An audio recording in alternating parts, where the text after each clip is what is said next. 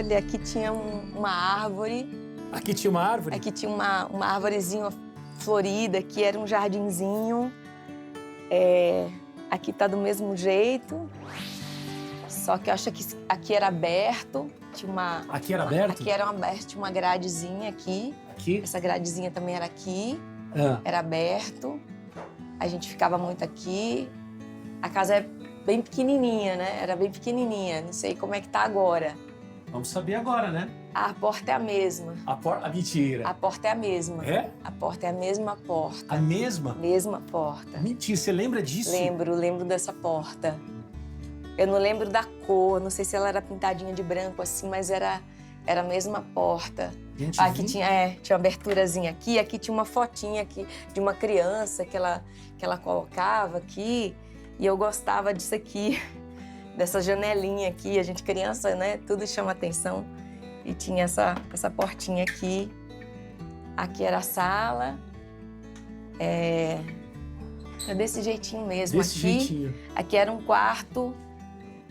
Não sei quem dormia nesse quarto, mas não era o quarto dos meus avós. Eu acho que... tinha uma televisão aqui. Era tipo uma salinha onde eles assistiam TV aqui. A janela é a mesma, Faro, mesma janela. Mesma janela? Mesma janela, mesma janela. Caramba, você lembra de tudo, então? É. Foi difícil pra você, com, sei lá, 6 anos de idade, ver os seus pais separados, assim? Você lembra disso? Você tem alguma memória ou o tempo apagou? Tenho.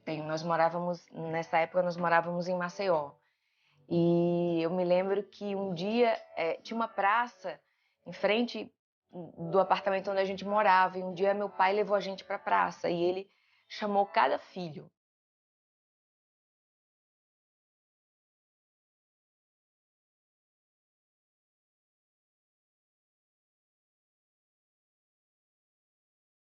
Eu era a terceira filha. E aí, quando ele me chamou, ele falou que amava muito a gente e que ia deixar eu cuidando do passarinho que ele tinha. Era um canário. E ele falou assim, eu quero que você tome conta dele pra mim. Foi o que eu me lembro. E aí ele saiu de casa e eu lembro que eu ficava na varanda, assim, numa janela, e eu ficava perguntando pra minha mãe, quando é que o paiinho volta? E ela falava assim, não, ele foi morar numa casinha aqui perto, mas ele já volta. Você não entendia? Eu não entendia, porque não estava mais em casa. E eu olhava pra janela e eu procurava a casinha na rua, né? E eu não procurava pra ver se ele estava por perto. E a despedida foi meio assim, né? E você vinha pra cá nesse momento, assim? Depois, com a separação, que você começou a vir pra cá, ou você já vinha antes? Quando eu saí daqui para ir morar em Maceió, eu era muito pequenininha, eu tenho pouquíssimas memórias. Mas quando a gente voltou para morar com a minha outra avó, Jandi. Então morávamos eu, meus irmãos, minha mãe e Jandi, que é minha avó. Sua avó materna. Materna, mãe da minha mãe.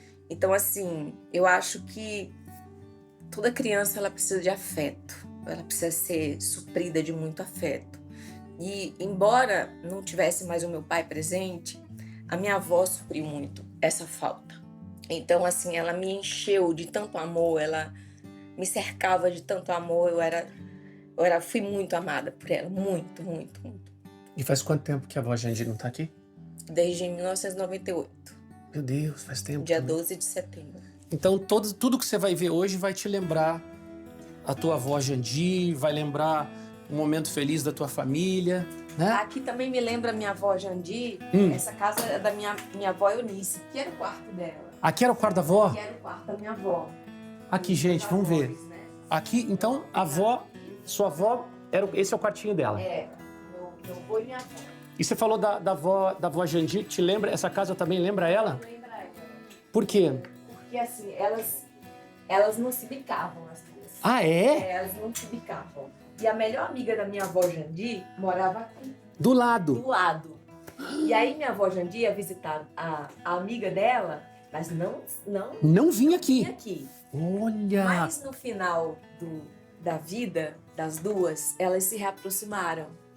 E eu lembro que Minhas avós, elas se encontraram aqui e trocaram presentes e elogios. Então, no fim da vida das duas, elas se reencontraram. E se perdoaram. Se perdoaram.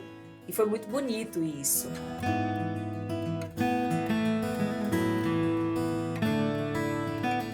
Uma coisa que você de casa deve estar se perguntando assim, mas Raquel Sherazade. Sherazade, todo mundo sabe a história da princesa Sherazade. Sim. Né? Sim. Mas quem te deu esse nome? É verdade que foi essa avó aqui, a avó Eunice, que colocou Sherazade no teu nome? Foi ela.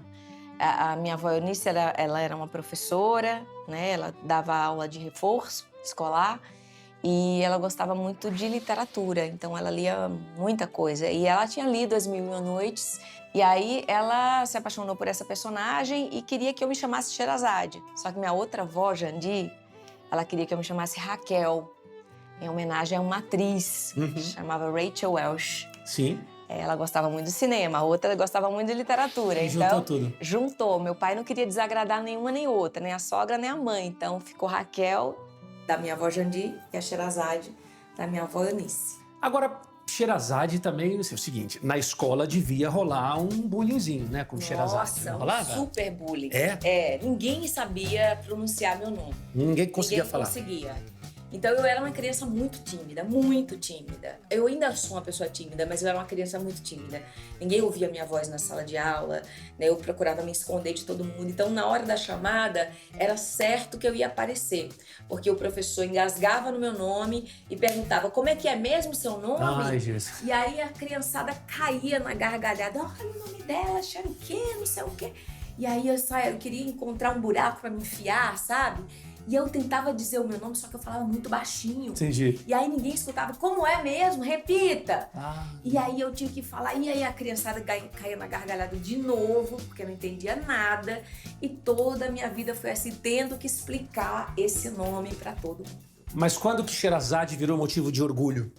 Eu acho que sempre foi. Eu sempre tive orgulho do nome, porque quando eu entendi a história da grande heroína, a grande feminista da história, né, do Oriente Médio, era a Sherazade, uma mulher que parou a matança de um rei misógino, né, que queria matar todas as esposas, e ela, com doçura, com inteligência e criatividade, começa a contar as histórias para o rei, envolvê-lo naquelas histórias, naqueles contos fantásticos, Aladim, Ali Babá, né, o Gênio da Lâmpada, Simba, todas aquelas histórias foram a Sherazade que contava para o rei, e o rei ficava tão ansioso para saber o final da história que ele deixava ela viver mais uma noite. E assim foi indo. 1001 Noites. Então, quando eu soube da história dessa grande heroína, eu falei, nossa, isso é uma heroína, é uma princesa que eu gostei de ser, né? Tá vendo? Não era aquela princesa apática, que não faz nada, fica esperando o príncipe chegar no cavalo branco. O príncipe faz todo o trabalho por ela, né? Não tem isso. Não tem. Essa tipo de princesa eu não queria ser. É outro tipo de princesa, né? Se é que a galera já não entendeu, né? Bom, vamos continuar? Porque a gente tem aqui, ó... Bom, essa aqui é tipo uma salinha. Aqui era a cozinha. Aqui era a cozinha? Aqui tinha um banheirinho, só tinha um banheiro na casa. O banheirinho era assim. Ficava aqui? Ficava assim, era um quadradinho assim, era bem pequeno. E aqui era a cozinha? O resto era a cozinha. Aqui eu acho que era pia, não tinha essa parte. Ah, não tinha aqui essa... era pia, e o fogãozinho dela ficava aqui. E ela fazia um feijão, que era o melhor feijão do mundo. Você lembra do feijão? Lembro do feijão dela, que eu era muito ruim de comer, não comia nada, mas na casa dela eu comia feijão e batatinha frita.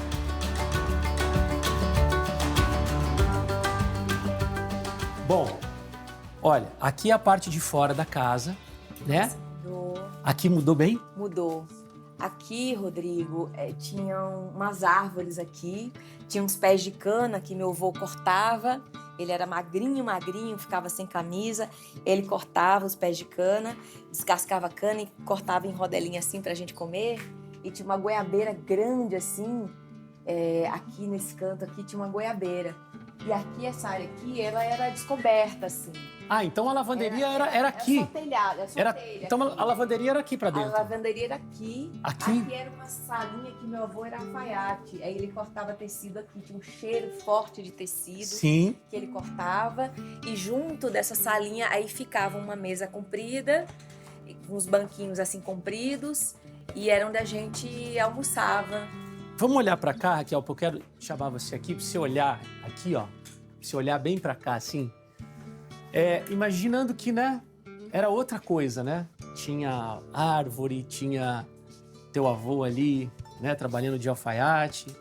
E tinha uma menininha de, sei lá, 4, 5, 6 anos que tomava banho ali, que a avó dava banho jogando a panela.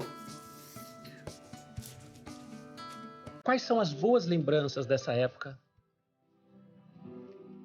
A lembrança boa era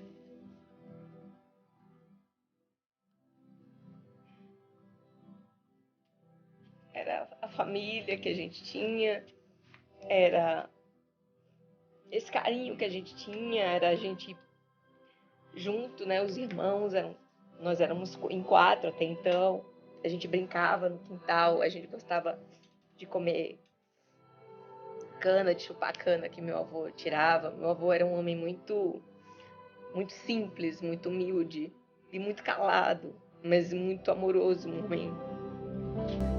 Ele era muito puro de coração. Era a pessoa mais pura que eu conheci na vida.